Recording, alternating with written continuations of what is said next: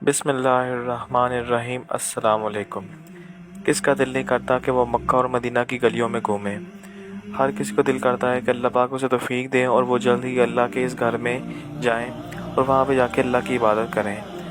آج ہم آپ کو ایسی ہی بہترین 10 زیارات کا بتائیں گے جو کہ مکہ مکرمہ میں موجود ہیں۔ مسجد الحرام۔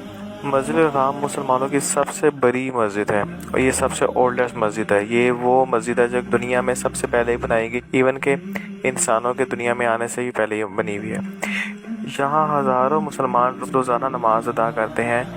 کبھی بھی ایسا وقت نہیں ہوا کہ یہ مسجد خالی ہو۔ یہاں پہ ہر وقت طواف جاری رہتا ہے اور 5 وقت کی 5 نمازیں یہاں پہ باقاعدگی سے پڑھائی جاتی ہیں اور مسلمانوں کا یہ قبلہ ہے۔ صرف یہاں پہ مسلمانوں کو آنے کی اجازت ہے، غیر مسلم اس مقدس مقام پہ نہیں آ سکتے۔ غار حرا، یہ وہ جگہ ہے جہاں پہ رسول کریم صلی اللہ علیہ وآلہ وسلم پر پہلی وحی اتاری گئی۔ اس سے پہلے بھی جب نبی پاک صلی اللہ علیہ وسلم تجارت کی غرض سے سیریا اور دوسرے ممالک میں جاتے تھے تو وہ یہاں پہ اس مقام پر آ کر آرام اور سکون کرتے تھے، یعنی دنیا سے ذرا اکیلے ہو کر اس جگہ پہ وقت گزارتے تھے۔ پھر اسی مقام پر حضرت جبرائیل علیہ السلام نبی پاک صلی اللہ علیہ وسلم پر پہلی وحی لے کر آئے۔ آج مسلمانوں کے لیے ایک بہترین زیارت ہے اور 2 گھنٹے لگتے ہیں آپ کو اوپر غار حرا میں آنے کے لیے، اور یہاں پہ آ کر جو مسلمان ہیں وہ نفل ادا کرتے ہیں۔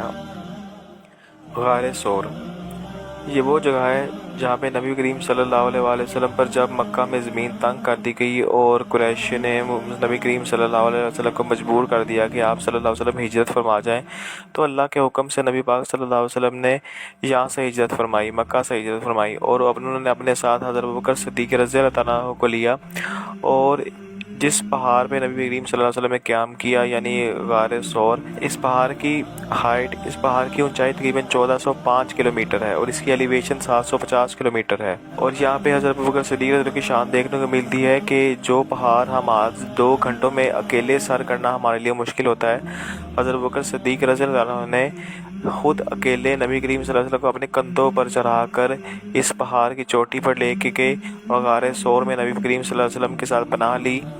مسجد جرانہ، یہ وہ جگہ ہے جہاں پہ غزوہ حنین کے بعد نبی پاک صلی اللہ علیہ وآلہ وسلم نے مکہ واپسی پر پڑاؤ ڈالا۔ یہاں پہ نبی پاک صلی اللہ علیہ وسلم نے غسل کیا اور عمرے کا احرام باندھا۔ پھر اس کی مناسبت یہاں پہ مسجد تعمیر کی گئی جسے مسجد الجرانہ کہا جاتا ہے۔ یہیں پہ غزوہ حنین کے شہیدوں کا قبرستان بھی موجود ہے اور یہاں پہ اب ایک مسجد تعمیر کر دی گئی ہے، اور دوسرا یہاں پہ وہ کنواں بھی ابھی موجود ہے جہاں پہ نبی پاک صلی اللہ علیہ وسلم نے غسل کیا اور عمرے کے لیے احرام باندھا۔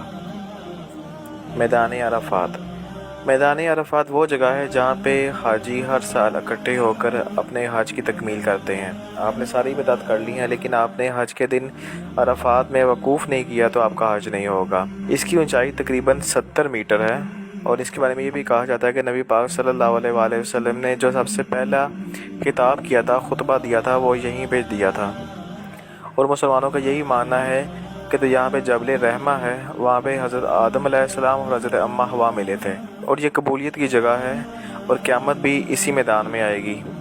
اور ایک حدیث میں آتا ہے کہ جب قیامت آئے گی تو وہ بھی اسی میدان میں آئے گی اور سب لوگ اپنی قبروں سے اٹھ کر اسی عرفات کے میدان میں سارے اکٹھے ہوں گے۔ مسجد نمرہ، مسجد نمرہ وہ مسجد ہے جہاں پہ حج کا خطبہ ہوتا ہے۔ اس کا کچھ حصہ عرفات میں ہے اور کچھ حصہ عرفات کے باہر ہے، اور یہ مسجد صرف حج کے دنوں میں کھولی جاتی ہے اور یہاں پہ حج کا خطبہ دیا جاتا ہے اور حجاج کرام یہاں پہ حج کا خطبہ لیتے ہیں، ظہر کی نماز ادا کرتے ہیں اور پھر اس کے بعد عرفات کے میدان میں آ کر دعائیں کرتے ہیں۔ مسجد عائشہ، مسجد عائشہ وہ مسجد ہے جہاں سے ام المومنین ہم سب کی ماں حضرت عائشہ رضی اللہ عنہا کو رسول کریم صلی اللہ علیہ وآلہ وسلم نے کہا کہ آپ یہاں سے جائیں اور مسجد عائشہ پہ جا کے احرام باندھیں اور اپنا عمرہ مکمل کریں۔ تو اس کے لیے نبی کریم صلی اللہ علیہ وآلہ وسلم نے حضرت عبدالرحمن حضرت عائشہ رضی اللہ کے بھائی تھے، ان کو بھیجا کہ آپ حضرت عائشہ رضی اللہ کے ساتھ جائیں اور وہاں پہ جا کے عمرہ کریں۔ اس میں 2 مختلف رائے ہیں۔ حضرت امام ابو حنیفہ رحمۃ اللہ علیہ ان کے نزدیک یہاں سے عمرہ ہو جاتا ہے کیونکہ نبی کریم صلی اللہ علیہ وسلم نے حضرت عائشہ کو کہا، جبکہ امام شافعی رحمۃ اللہ علیہ کے نزدیک یہاں سے عمرہ نہیں ہوتا، یہ صرف عورتوں کے لیے محسوس ہے تاکہ اگر وہ جب عمرہ حج پہ جائیں ان کو کوئی پرابلم ہو جائے جس کی وجہ سے وہ عمرہ نہ کر سکیں تو ان کے لیے ہے کہ وہ یہاں سے جا کے عمرہ اپنا جا کے احرام باندھیں اور عمرہ کر لیں، کیونکہ یہاں سے حضرت عائشہ کے بھائی حضرت عبدالرحمن بھی گئے تھے، تو انہوں نے عمرہ نہیں کیا، صرف حضرت عائشہ رضی اللہ عنہا عمرہ کیا۔ یہ مسجد مکہ سے تقریباً 7.5 کلومیٹر کے فاصلے پر ہے اور اس میں تقریباً 15,000 نمازی نماز ادا کر سکتے ہیں۔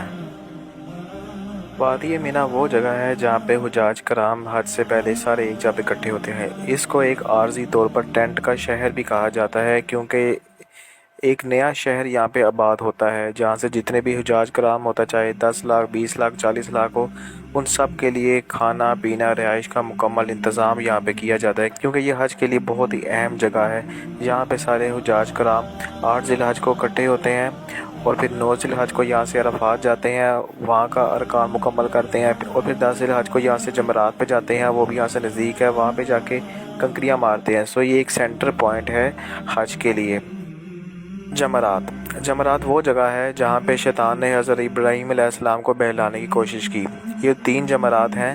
یہ بیسیکلی وہ جگہ ہے جہاں پر 3 مقامات پر آ کے اس نے حضرت ابراہیم علیہ السلام کو بہکانے کی کوشش کی اور حضرت ابراہیم علیہ السلام نے ان پر کنکر برسائے۔ ان کی یاد میں اس کو حج کا ایک رکن بنا دیا گیا ہے اللہ پاک کی طرف سے۔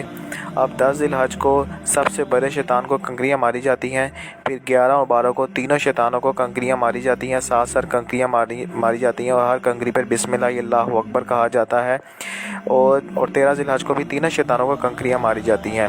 وادی جمرات مینا کے بالکل ساتھ ہے اور مکہ اور وادی مینا کے درمیان ہے جمرات۔ وادی مینا سے تو یہ 5-10 منٹ کی واکنگ ڈسٹنس پہ ہے، اور آگے سے اگر آپ جمرات سے ہی مکہ جائیں تو وہ بھی 10-15 منٹ کا رستہ ہے۔